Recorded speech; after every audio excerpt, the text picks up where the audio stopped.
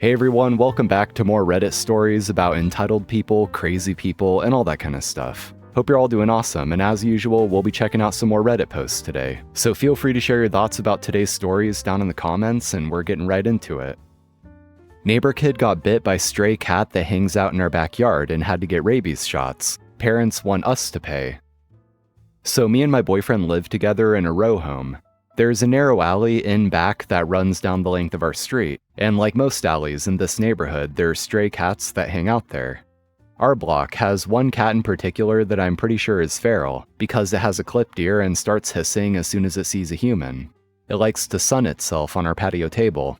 We see it in our yard most days, but we never feed it or put out bedding or toys for it or anything like that. Last week, our next door neighbor knocked and told me that the cat had been in her yard and it bit her son. She wanted to know if it had its rabies shot. I told her that I didn't know because it was a stray. The clipped ear usually means it had a shot at some point, but I think they need boosters after a while. She got kind of upset and asked why we were letting a cat that might have rabies hang out on our property. We should have called animal control or trapped the cat and turned it into the Animal Welfare Society. I wasn't really sure how to respond at the moment, so I said something like, "Oh yeah, maybe someone should do that," and pretended someone was calling me. Yesterday, both of the kids' parents came to the door. The husband told me that their son had to get a bunch of shots to prevent rabies and it was expensive, and that they felt that my boyfriend and I needed to reimburse them for it. They said he still needs one more shot next week, and they'd bring us the final bill then. I said again that it's not our cat, but he said that we had accepted responsibility for it by letting it stay on our property. I pointed out that it's not like the cat lives exclusively in our yard. I see it in other people's yards and under their cars and stuff all the time. He said, "I'm not here to argue, you know what you need to do. We'll drop the bill off sometime next week," and left. Are we actually responsible for this stupid cat? I could maybe see their point if we were doing stuff to attract it, but like I said, we're not. Unless you count having a patio table as a cat magnet. It's true that we haven't done anything to get rid of it, but then it seems nobody else has either. I don't see how we would have any more responsibility to control it than the rest of the neighbors, although I'm not an expert in cat law. Do we need to pay them for the rabies shots? Are we legally required to call animal control for strays, or to somehow get rid of them? Please help. Update. So the mom brought over a hospital bill the next week like they said they would. I refused to take it based on the advice I got here. She wasn't happy about it, but she took it better than I expected, and I thought maybe that would be the end of it. Then 2 days ago, we got a letter from a lawyer's office saying we have to pay the neighbor $2,200 and some change or they'll sue us. I googled the name on the letterhead and they're a real law firm, but they're located in a town almost an hour away from Philly, which to me seems weird because there's tons of law offices more local. Also weird is that the letter says the kid was bitten by a dog rather than a cat. We don't have a dog either. At first, we thought they had hired the most inattentive lawyer of all time, and it was just a mistake. But then I started thinking about how people on the first thread were saying that cat bites usually don't require rabies shots, and animal control would have come to quarantine the cat until they were sure it didn't have rabies if they were concerned about it. Now I'm starting to wonder if maybe they really are trying to run some type of scam. Luckily, my dad has a friend/regular customer who's a lawyer, and he said he would help us write a response letter. He said that based on what my dad told him, it doesn't sound like they have much of a case, but we're going to meet him for dinner at my parents' house Sunday and explain the whole story to him then. Thank you everyone for all the excellent advice. If anything else noteworthy happens, I'll provide another update. Final update. I think it's over. After my father's friend helped us with the letter to the law firm, we never heard anything back. We see our neighbors outside sometimes, but they aren't speaking to us. They have been speaking to some of the older neighbors who hang around outside when the weather's warm though, so we've been getting updates through them.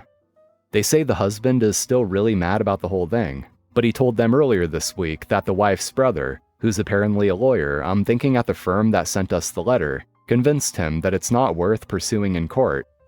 They also said that this isn't the first time this couple has done stuff like this. Years ago, somebody who used to live on the street knocked off a side mirror on one of their cars by accident, and they sent them demand letters for all kinds of things for a full year afterwards, even though the insurance paid for a new mirror. They also sued the corner store on the next block over because the wife slipped on some ice near it one winter, but it was eventually decided that the spot where she slipped wasn't the store's responsibility to clear. So probably not scam artists, just crazy. Also, the cat is A-okay for anyone wondering. Coworker fired for, quote, accidentally making me have an allergic reaction. I, 19 male, am an intern at an office, and last week we had a potluck / celebrating a manager coming back from maternity leave. Well, my supervisor, Mr. K, is a little creepy, but not concerningly. He just does weird things. Like he asked for my social media, which I guess isn't that strange, but he comments under everything I post, buys me lunch, calls me outside of work, gives me special treatment, etc.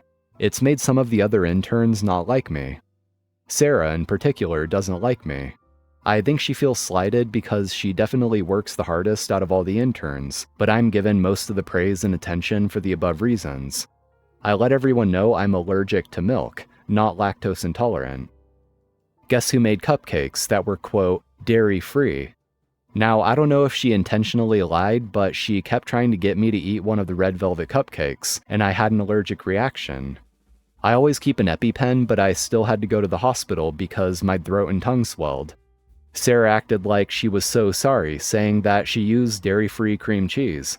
Mr. K went with me to the hospital and took me home. I took off a few days, and when I came back, Sarah was fired. I only knew after I asked someone I was kind of on good terms with, but I was getting the cold shoulder from everyone else. They think Sarah was fired unfairly, and if it had been anyone else, nothing that serious would have happened. Woman has come forward claiming her child is my half-brother to try to get a part of my father's estate despite the fact it is impossible. What can I do to make this woman go away or pay for this stunt?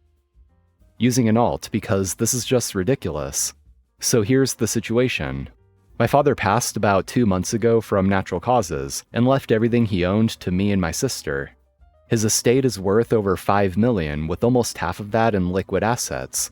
His estate is still being split up now. Not because me and sis are fighting or anything. The two of us are just working together to see who wants what and figuring out what to do with the rest. But that isn't the issue here. About a week ago, a woman who we'll call Stupid Bitch, SB for short, contacted my father's estate attorney claiming she had a secret child with them and demanded he get a third of the estate. I have never met this woman or even knew she existed until then, but apparently she is the daughter of someone my dad went to high school with, so it isn't out of the question at first. But here's the thing.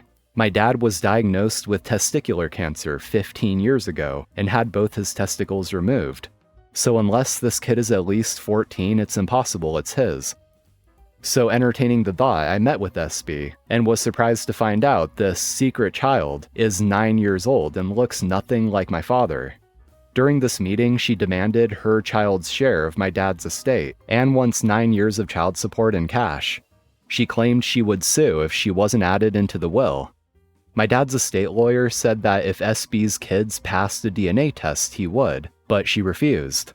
She claims she has a secret letter from my father acknowledging the kid as his own, but refused to provide it. The meeting ended with my father's estate lawyer telling her to pretty much get out until she's ready to do a DNA test, and her claiming she would see us in court. It's pretty obvious this is not my dad's kid, but SB is still trying to take from us. Seeing as the last post I made got popular, thought I would come back and give an update. As much as I wish this ended dramatically with SD getting arrested or embarrassed in court, I am sad to say this isn't the case. And also, I'm not sure why OP is calling her SD now instead of SB, but whatever, I guess. So after I sent SD the text telling her to stop contacting me, she began to blow up my phone with voicemails and texts. I saved them all, obviously, and forwarded them to my father's attorney. The day after I made my first post, my attorney had a letter sent to SD. Won't post the letter here, but I'll paraphrase to the best of my ability while trying to interpret all the legal talk. If you believe your child's claim to my client's estate is legitimate, please submit to a DNA test at your earliest convenience. If an independent DNA test confirms your claims of my client's paternity to your child, we will see to having him compensated as according to local laws for the requested child support. On the claim of getting a portion of the estate, my client specified in his will that his estate would be left to his children, OP and sister. Unless you are able to provide the letter of recognition as you stated in my office on the 22nd, we will consider that your child was either disowned or unacknowledged by my client and will proceed as such. If you are unable to provide the claimed letter, I advise you seek legal counsel of your own. On the topic of your continued contact with my client's benefactors, I suggest you cease it immediately. They have made it clear that they do not wish to associate with you outside of legal dealings. If you continue to contact them, I have recommended they take legal action against you. The best part has to be how he ended it, however. If there is the possibility that your claims of my client's paternity to your child are misinformed or fraudulent, I suggest you admit to this and cease contact with me and my clients. If you continue these actions under false claims, not only will you be receiving a bill for my time, I will suggest that my clients take legal action against you. While this was going on, my sister tracked down SB's parents and got into contact with them. It turns out that SB had not had contact with their parents in multiple years, but that is not the important part. Apparently, she pulled the same stunt with another man when this kid was born 9 years ago, and got paid off to leave him alone. I also forwarded this to my attorney. So fast forward to this morning when I get a call from my attorney. SB is retracting her statements, claiming she misunderstood the situation and no longer believes her son is my father's kid. So yeah, no big dramatic ending sadly, but I guess this is over.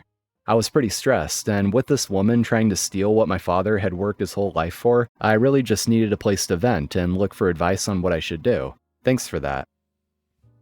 Anyway guys, that's going to be all for today. Thank you for watching as always. If you enjoyed, be sure to hit that like button as it really helps me out with the algorithm. And also subscribe to the channel if you haven't already and want to see more content like this. So I'm out of here, take care, and I'll see you next time.